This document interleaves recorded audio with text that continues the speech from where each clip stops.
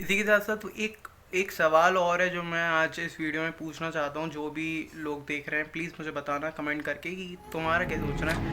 Lost in your eyes.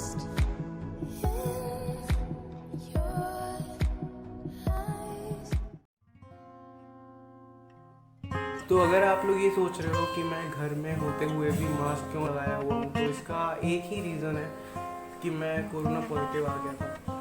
आज 14वां दिन है, आखिरी दिन है हमारे क्वारंटीन रहने का।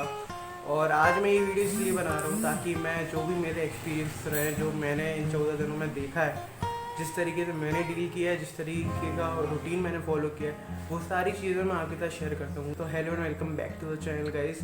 तो सबसे पहले मैं शुरू करता हूँ कि इतने सारा मतलब संभल के रहने के बाद भी हम पॉजिटिव आए कहते। तो सबसे पहले क्या हुआ था कि कुछ दिनों पहले पापा के ऑफिस में एक कोई पॉजिटिव आया था और उसको भी इतना पता नहीं था कि वो पॉजिटिव है, वो असिम्टोमेटिक था कुछ दिनों तक।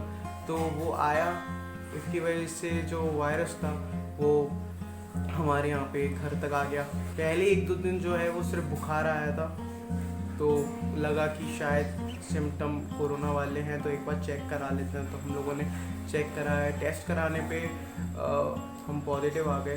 तो आईसीएमआर के जो 2 सर्टिफाइड टेस्टिंग सेंटर उनमें से एक पे हम लोग गए थे, जो कि मुरार में है, सिविल हॉस्पिटल के अंदर। तो वहाँ पे हमने टेस्ट कराया। वहाँ पे जाके आपको कराना पड़ता है एक रजिस्ट्रेशन कराने के 15 से 20 मिनट के अंदर अंदर एक लाइन है, उसके अंदर आप जाओगे, लगोगे। तो पूरी प्रोसेस में 15 से 20 मिनट लगते हैं, पर अगर आप एक बार लाइन में से निकल के आप एक बार पहुंच गए, आप टेस्ट कराने बैठ गए, तो सिर्फ आपका टेस्ट होने में मुश्किल से 30 सेकंड या 45 सेकंड लगते हैं। वो टेस्ट कराया, अगले दिन रिपोर्ट आई उसकी जो कि पॉजिटिव आई। तो काफ़ी सारे कॉल्स आए, फिर एक के बाद एक, मतलब पहला कॉल आया कि आप पॉजिटिव हो, दूसरा कॉल आया कि आप अपना एड्रेस कंफर्म करो, तीसरा कॉल आया है कि आप तैयार रहना हमारे। तो ऐसे 3-4 कॉल आते हैं, फिर कुछ लोग आते हैं। हमने उनसे एक्चुअली रिक्वेस्ट किया कि क्योंकि हमारे घर पे सफिशिएंट स्पेस है कि 3 लोग अलग अलग क्वारंटीन हो जाए, तो उनको बताया कि बाहर जाने की ज़रूरत नहीं है, घर के अंदर ही हम क्वारंटीन हो सकते हैं। तो वो लोग मान गए। तो फिर हमें क्वारंटीन कर दिया गया, घर के बाहर बैरिकेड वगैरह लगा दिए गए। और उसके बाद अगले 14 दिन तक सिर्फ हम लोग अपने ऊपर थे। मेडिकेशन, डॉक्टर्स के फ़ोन आते थे हर दिन, एक बार कभी 2 बार, और वो फॉलोअप लेते रहते थे। मेडिकेशन हमें बता दिया गया था कि हमें कौन कौन सी मेडिसिन लेनी है, और घर पे जो नेचुरली जो चीज़ें हो सकती हैं वो क्या क्या करना है, जैसे काढ़ा पीना है या गर्म पानी पीना है। आप पर आप कूलर या एसी नहीं चला सकते हो, आप बंद कमरों में नहीं रह सकते। आपको चाहिए कि जो नेचुरल एयर है, जो कि बाहर की हवा है, वो आप तक पहुंचनी चाहिए। हर दिन आपको बाहर जाके मतलब एटलीस्ट धूप में 5 से 10 मिनट बिताने हैं, ताकि मतलब आपकी बॉडी को धूप मिल सके। ऐसे में ये मतलब जो भी रिकवरीज इंडिया के अंदर हो रही हैं उसमें ये प्रोसेस बहुत इम्पोर्टेंट साबित हुई हैं।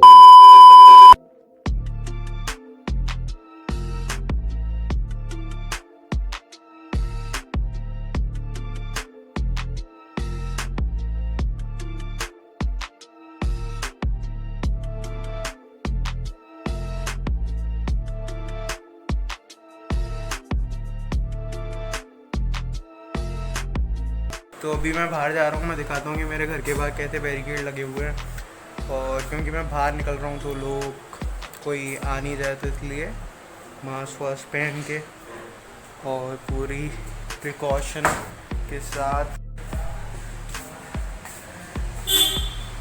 तो ये लगे हैं बैरिकेड।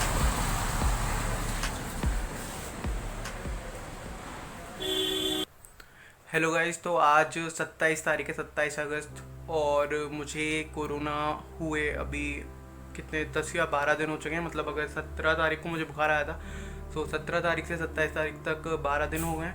और 19 तारीख को, क्योंकि मेरी रिपोर्ट 19 को आई थी, तो 19 से अगर देखें तो मुझे 10वां दिन है। तो अभी तक जो स्थिति मेरी रही है वो काफ़ी स्टेबल है, कुछ भी दिक्कत नहीं थी। सारे जितने भी मेरे को चीज़ें बताई गई थी डॉक्टर्स द्वारा, या जो भी इंफॉर्मेशन अवेलेबल है कोरोना के लिए, और जो भी चीज़ें लोग कर रहे हैं, जो रिकवर कर रहे हैं, उनका जो भी कुछ एक्सपीरियंस था, सारा कुछ मैंने ही फॉलो किया। गर्म पानी, गर्म काढ़ा वगैरह, दवाई, जैसा कि मैं आपको अभी बता ही चुका था। तो वो सारी चीज़ें मैंने लगातार कंटिन्यू ली हैं 7-8 दिन तक। उसके बाद से दवाइयाँ थोड़ी बंद हो गई। फिर गर्म पानी चल रहा है और जितना भी अपना नेचुरली जो भी चीज़ें घर पे अपन कर सकते हैं तो वो वाली चीज़ें कर रहा हूँ। इसी के साथ साथ तो एक सवाल और है जो मैं आज इस वीडियो में पूछना चाहता हूँ। जो भी लोग देख रहे हैं प्लीज़ मुझे बताना कमेंट करके कि तुम्हारा क्या सोचना है। एक्चुअली पिछले कुछ दिनों से जो मैं अभी घर में हूँ तो मैंने काफ़ी सारे ऐसे केसेस के बारे में सुना जहाँ पे लोगों को थोड़ी थोड़ी सिम्टम्स हैं, जैसे खांसी है या बुखार है या थोड़ी बहुत गले में परेशानी है, काफ़ी सारी चीज़ें हैं, पर वो टेस्ट कराने नहीं जा रहे हैं। ठीक है, अब जैसे मुझे हुआ या मेरी फैमिली में हुआ, तो मेरे घर पे हुआ, तो एज अ रिस्पॉन्सिबल सिटीज़न ये हमारा फ़र्ज़ बनता है कि हम सबसे पहले जाएं, अगर कुछ भी सिम्टम है चेक कराएं, टेस्ट कराएं, उसका एक मतलब प्रूफ हो जाए कि अगर आपको है तो आप घर पे रहो, नहीं है तो आप फ्री हो। तो लोग सिर्फ इसीलिए ही चेक नहीं करा रहे, इसलिए टेस्ट नहीं करा रहे क्योंकि अगर उन्होंने टेस्ट कराया तो उनके घर के बाहर बैरिकेड लग जाएंगे और वो कहीं बाहर जा नहीं सकते। तो सिर्फ अपनी फ्रीडम के लिए, अपना घूमने के लिए, अपनी जितने भी मतलब जो शौक़ और जितने भी जो इनकी लाइफस्टाइल है उस बिल्कुल भी असर ना डले बिल्कुल भी, तो लोग अपना टेस्ट ही नहीं करा रहे। वो लोग घूम रहे हैं, खांस रहे हैं, चीख रहे हैं। क्या ऐसे लोगों पे कोई कार्रवाई नहीं होगी? लोग देख रहे हैं, लोग देखते हैं और कुछ होता नहीं है। ठीक है, इतने तो मूर्ख लोग, इतने अज्ञान लोग हैं कि उनको इतना समझ में नहीं आता कि हम अगर बीमार हुए हैं तो हम दूसरों को ना करें भाई, है ना। कि ये तो मतलब बहुत ही बेसिक एक जो है इमोशन और ये फीलिंग होती है इंसान की, इंसान दूसरों के बारे में सोचता है, पर ये लोग नहीं सोचते। पता नहीं कहाँ है लोगों की नैतिकता, कहाँ मर गए हैं, क्या हो गया है। और जो मतलब फॉलो कर रहा है, जो सारे रूल्स फॉलो कर रहा है, जो बता रहा है हमारा मंत्रालय, जो डॉक्टर्स बता रहे हैं, हम फॉलो कर रहे हैं। हम बेवकूफ़ हैं कि हम फॉलो करके हम 12 दिन 14 दिन अंदर बैठे हुए हैं, सबके बारे में सोच रहे हैं। और ये लोगों की वजह से आज इंडिया के अंदर 33 लाख कोरोना के पेशेंट मतलब आ चुके हैं। तो तुम लोग बताओ यार कि ये तुम्हें क्या लगता है कि ऐसे लोगों के साथ क्या किया जाना चाहिए?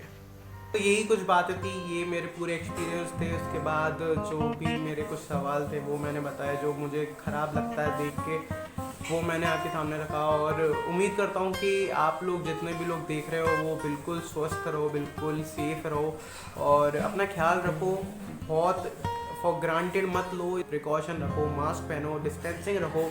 आई नो थोड़ा मुश्किल हो गया है क्योंकि काफ़ी लोग नहीं मान रहे, तो आप भी मानोगे तो कितना ही कर सकते हो, बट एक एक करके धीरे धीरे करके एक चेन बना के हम लोग शायद कुछ तो कर ही सकते हैं अपने पार्ट पे। तो बस यही मेरी एक अपील थी। बाकी thank you very much for watching this video. I hope कि आपको ये देख के कुछ सीखने को मिला हो या कुछ जानने को मिला हो, कुछ अच्छा मैसेज मिला हो। Thank you very much for watching this video. I will see you soon in the next one. Until then take care and bye bye.